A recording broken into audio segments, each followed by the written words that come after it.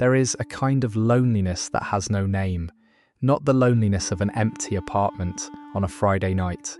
Not the loneliness of being the only person at a table for two. This loneliness sits beside you at a dinner table, surrounded by people who love you. It follows you into conversations you are fully present in. It lives in the middle of laughter, your own laughter, and makes you wonder why even this doesn't feel like enough. You smile, you respond, you exist inside the moment. And yet somewhere just beneath the surface, something in you is watching all of it from a distance, like you are standing behind glass, watching your own life happen to someone else. And the worst part is, you can't explain it, because how do you tell someone you feel alone when they're right there? How do you say, I feel invisible to someone who is looking directly at you? So you don't. You carry it quietly. You convince yourself it's nothing. Maybe you're just tired. Maybe you're overthinking. Maybe this is just what growing up feels like. This slow, quiet disconnection from everything that is supposed to matter. But it isn't nothing, and you are not broken. What you are feeling has roots, deep, old, invisible roots, and understanding them might be the first step toward finally feeling found. Psychology has a word for what you're experiencing. It's called emotional isolation, and it has almost nothing to do with how many people are in the room. Emotional isolation is the gap between your outer world and your inner one. It is the feeling of being seen but not known, of being heard but not understood, of being present in a room while your truest self remains hidden somewhere no one ever thinks to look. And here is what most people don't realize. That gap rarely forms overnight. It is built slowly across years. Often it begins in childhood, in the small, quiet moments that didn't seem like wounds at the time, but carved themselves into you anyway. Think about the child who learned that crying made the room uncomfortable. Not because anyone said stop crying, but because they noticed, the way children notice everything, that when they cried, the adults became anxious, or distant, or overwhelmed. So that child, in their extraordinary love for the people around them, began to cry less, began to tuck their feelings into smaller and smaller spaces, began to believe, without ever being told directly, that their emotional fullness was a burden. That child grew up, but the tucking didn't stop. It just became more sophisticated. Now, instead of hiding tears, they hide needs. Instead of pretending to be fine for their parents, they perform happiness for their partners, their co-workers, their friends. They become fluent in the language of okay, and after years of speaking it, they forget what their real voice sounds like. This is not a character flaw. This is survival. Beautiful, exhausting, heartbreaking survival. There is a concept in attachment theory called the false self.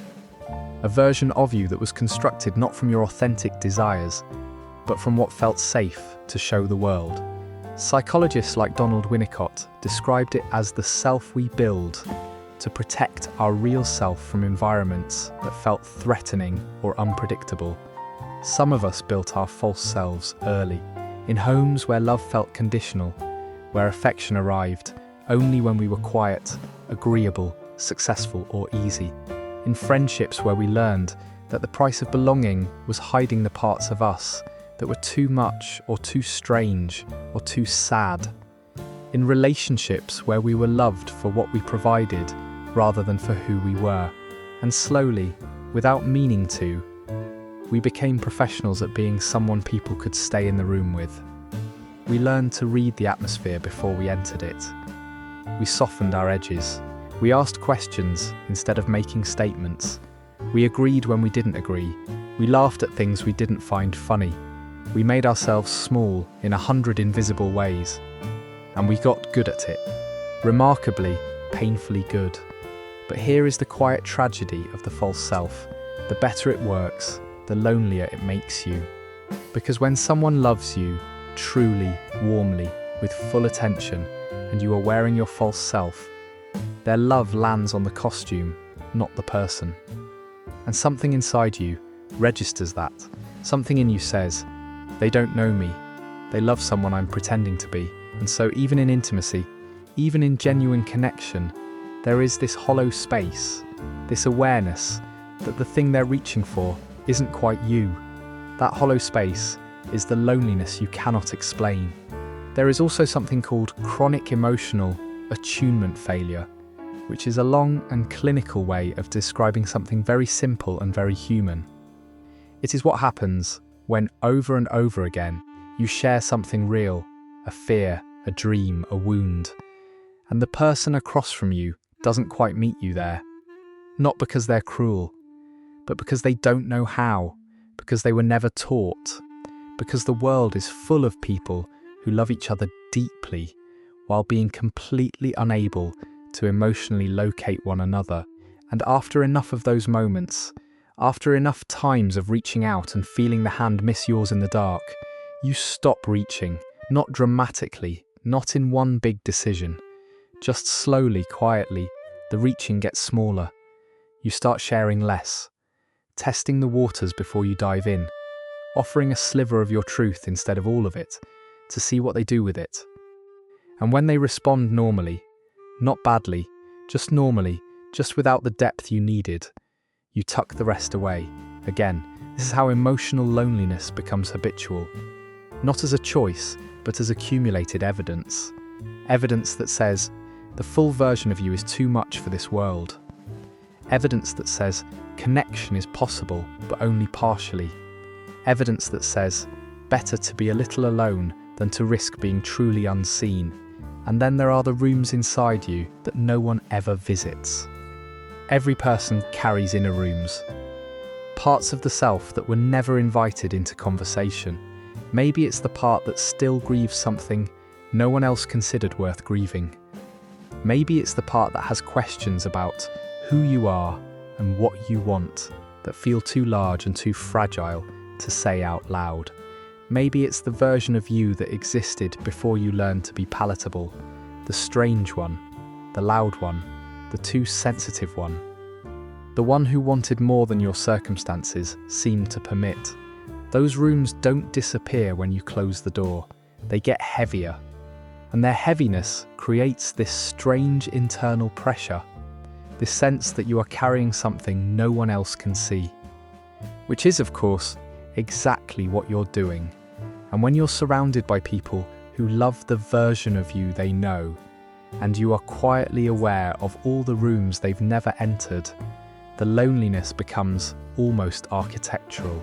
It is built into the structure of who you've allowed yourself to be in front of others. Here is where it becomes important to say something gently and firmly at the same time. This is not a failure of love, not theirs and not yours. The people in your life are not failing you by not knowing the rooms you've never shown them. You are not failing them by having rooms you've kept shut. Loneliness within connection is not evidence that you are too broken for real intimacy. It is evidence that you learned, as a way of surviving, to love from behind a distance. And that distance, which once protected you, has become the very thing that keeps you from receiving what you most need. Understanding this changes something. Not everything, but something. Because when you understand that your disconnection was never a character flaw, but a learned posture, a deeply intelligent adaptation to environments that asked you to be smaller, you can begin to ask a different question. Not what is wrong with me, but what was I protecting myself from? And do I still need that protection now? That question is the beginning of everything. Healing from this kind of loneliness is not loud. It doesn't happen in a single breakthrough conversation or one tearful admission. It happens in the smallest possible increments. In the moment when you share something true and wait to see what happens, instead of preemptively deciding it won't be received. In the moment when someone asks how you are, and instead of saying fine, you say something slightly more honest. Not the whole truth, not all at once, but a crack in the door. It happens when you stop treating your own inner world as something shameful to be managed and start treating it as something worth understanding. When you get curious about your own rooms, instead of afraid of them. When you sit with yourself long enough, in the quiet, in the uncomfortable stillness, to begin to hear what has been trying to be said for a very long time, it also, and this is the part no one warns you about, requires grief, real grief, for the connections that were real, but never quite deep enough. For the versions of you that were left in the hallway, because you didn't think the room would welcome them. For the years of finely tuned performing that left you feeling both exhausted and invisible. You have to grieve the loneliness before you can move through it. You have to acknowledge that it was real and it cost you something and it mattered. Because it did. It does. There is also this. You are not alone in feeling alone this way. That sounds almost paradoxical, but stay with it. The particular loneliness of feeling disconnected within connection is not rare. It is extraordinarily, almost universally, common, and it is common precisely because we live in a world that rewards performance and punishes emotional rawness. We are taught from the earliest ages how to be acceptable. We are almost never taught how to be known. So the person across from you, the one you feel unseen by, they may be carrying their own version of exactly this. They may have their own rooms, their own tucked away truths, their own habit of reaching less after too many misses. Two people, both quietly longing for deeper connection, both performing just enough safety to stay comfortable, both wondering in their own private language why even this doesn't feel like enough. Real intimacy, the kind that dissolves this loneliness, requires at least one person to go first, to lower the performance even a little, to say something real inside a moment that would have otherwise stayed surface level. It is terrifying, every single time, and it is the only way through. You are allowed to want more from your relationships. You are allowed to want to be known, fully and without apology, by at least one person in this world. That is not neediness. That is not asking too much. That is the most human hunger there is. And you are allowed to grieve the connections that couldn't hold the weight of all of you. Not with bitterness, or maybe with a little bitterness for a little while, but ultimately with compassion for them who could only give what they had. For you who somehow kept showing up even when the return was never quite enough. The loneliness you feel is not a life sentence. It is a signpost. It is pointing you toward something, toward the rooms inside you that deserve light, toward the relationships that have the capacity for depth, toward the version of yourself that has been waiting patiently for permission to simply exist without edits. You don't have to become someone who never feels lonely. That is not the goal. The goal is to feel less like a stranger in your own life, to be in a room full of people and feel even occasionally that the person they are laughing with is actually, genuinely, you.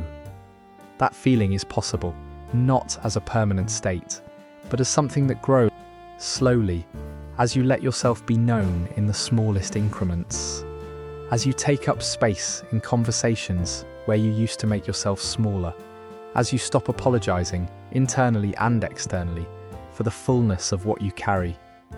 Somewhere inside you, behind all the years of learned quietness, there is still a self that hasn't been entirely edited away. It is the part of you that felt this in your chest instead of just your head. It is the part that recognizes its own reflection in words about rooms and distances and hollow spaces. That part is real. It has always been real. And it is not waiting for permission from anyone else. It is waiting for something far more difficult and far more possible. Permission from you. The loneliness doesn't end all at once, but it begins to soften the moment you stop treating yourself as someone who needs to be hidden. The moment you decide, quietly without announcement, that you are worth knowing. Not the version of you that performs, not the version that keeps the rooms shut, not the version that learned to love from behind glass. All of you, the rooms and the distance, and the hollow and the reaching, and the grief and the hope, all of it, worth knowing.